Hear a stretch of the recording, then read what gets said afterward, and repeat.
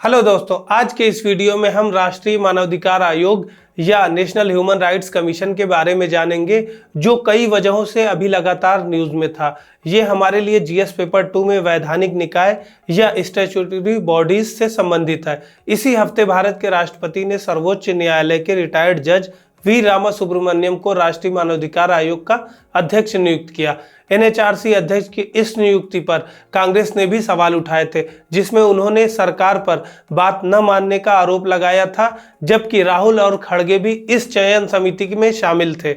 इस वीडियो में आगे हम राष्ट्रीय मानवाधिकार आयोग के बारे में जानेंगे, उससे संबंधित पेरिस प्रिंसिपल या पेरिस सिद्धांत को देखेंगे, इसकी संरचना, इसके अध्यक्ष और सदस्यों की योग्यता और इसकी चयन प्रक्रिया को जानेंगे। साथ ही इसके अधिदेश यानी मैंडेट और शक्तियों को, इससे संबंधित हालिया प्रमुख मुद्दे या चुनौतियों को भी जानेंगे और अंत में देखेंगे कि यूपीएससी एग्जाम में प्रीलिम्स और मेंस में इस टॉपिक से किस प्रकार से प्रश्न पूछे जा सकते हैं।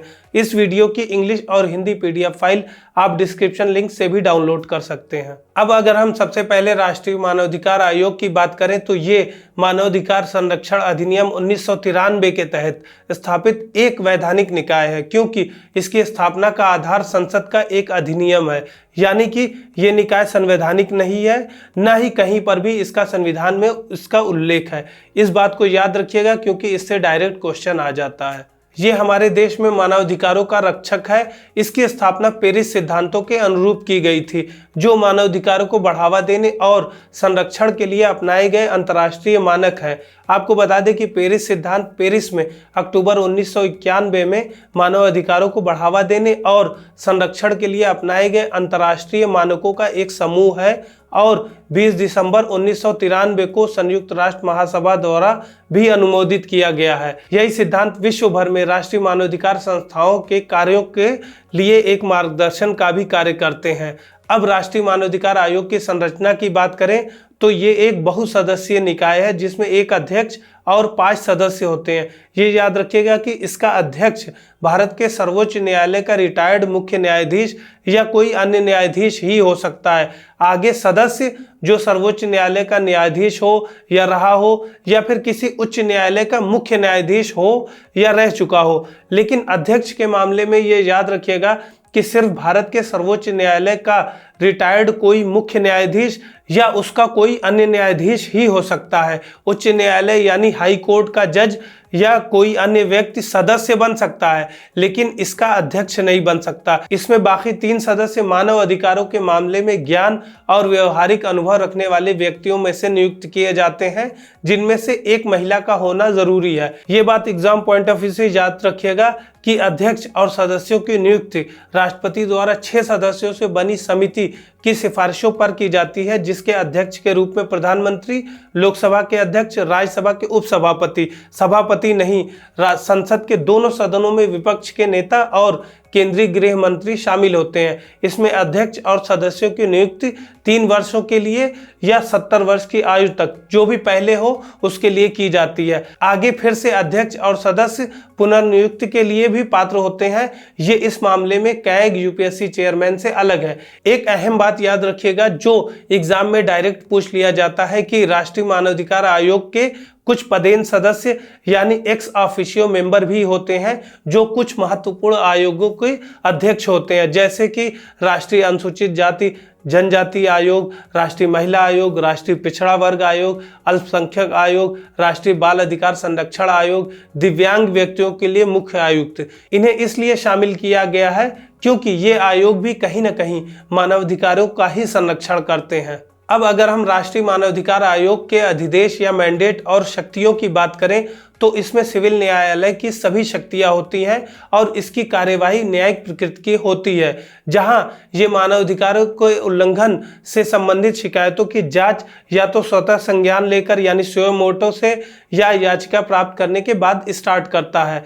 इसमें मानवाधिकारों के उल्लंघन के किसी भी आरोप से संबंधित किसी भी न्यायिक कार्रवाई में हस्तक्षेप करने की शक्ति भी होती है। साथ ही इसे मानवाधिकार के उल्लंघन की शिकायतों की जांच करने के लिए केंद्र सरकार सरकार या किसी राज्य सरकार के किसी भी अधिकारी या जांच एजेंसी की सेवाओं का उपयोग करने का भी अधिकार होता है, परंतु आयोग के कार्य मुख्यतः अनुशंसात्मक प्रकृति यानी सलाहकारी प्रकृति के होते हैं। लेकिन इसके पास खुद मानव अधिकारों के उल्लंघनकर्ताओं को दंडित करने या पीड़ित को आर्थिक राहत देने जैसे कोई राहत देने के अधिकार नहीं है। साथ ही सशस्त्र बलों के सदस्यों द्वारा मानवाधिकारों के उल्लंघन के संबंध में इसकी भूमिका, शक्तियां और अधिकार क्षेत्र सीमित है। लेकिन ये देश में किसी भी जेल या किसी अन्य संस्थान का दौरा कर वहां के कैदियों की जीवन स्थितियों को भी देख सकता है तथा उसके संबंध में सिफारिशें भी कर सकता है।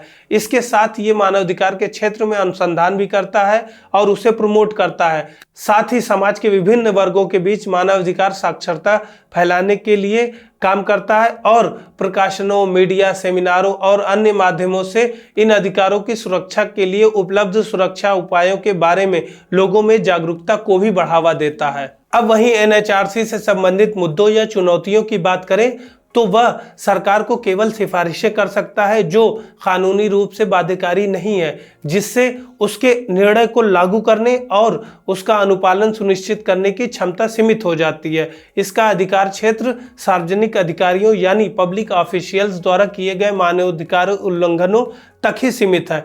ये निजी व्यक्तियों या संस्थाओं द्वारा किए गए उल्लंघनों को संबोधित नहीं कर सकता। सशस्त्र बलों से संबंधित मामलों पर इसका अधिकार क्षेत्र भी सीमित है।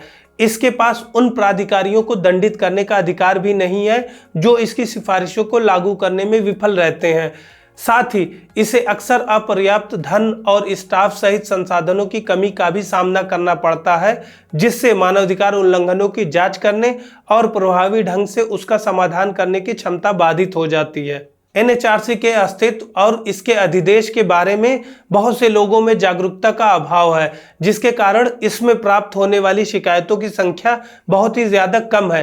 कई बार एनएचआरसी को न्यायाधीशों और राजनीतिक संबद्धता वाले नौकरशाहों के लिए एक रिटायरमेंट प्लान के रूप में देखा जाता है, जैसा कि हालिया कंट्रोवर्सी में भी देखा गया। साथ ही इसके पास बड़ी संख्या में शिकायतें इसलिए अनसुलझी रह जाती हैं क्योंकि एनएचआरसी किसी घटना के होने के 1 वर्ष बाद दर्ज शिकायतों की जांच नहीं कर सकता और ज्यादातर मामलों में देखा गया है कि सरकार एनएचआरसी की सिफारिशों को सीधे तौर पर खारिज कर देती है या इन सिफारिशों का आंशिक अनुपालन ही हो पाता है। अब अगर UPSC exam point of view से देखें तो इस टॉपिक से प्रीलिम्स में मानवाधिकार आयोग के बारे में, इससे संबंधित पेरिस प्रिंसिपल या पेरिस सिद्धांत के बारे में, इसकी संरचना, इसके अध्यक्ष और सदस्यों की योग्यता और इसकी चयन प्रक्रिया और इस समिति में शामिल सदस्यों के बारे में, साथ ही इसके अधिदेश और शक्तियों के बारे में सीधे प्रश्न आ सकते हैं। और मेंस में हालिया विवाद के संदर्भ में इसके बारे में विस्तृत विवरण के बारे में और मानवाधिकारों को लेकर इसकी भूमिका,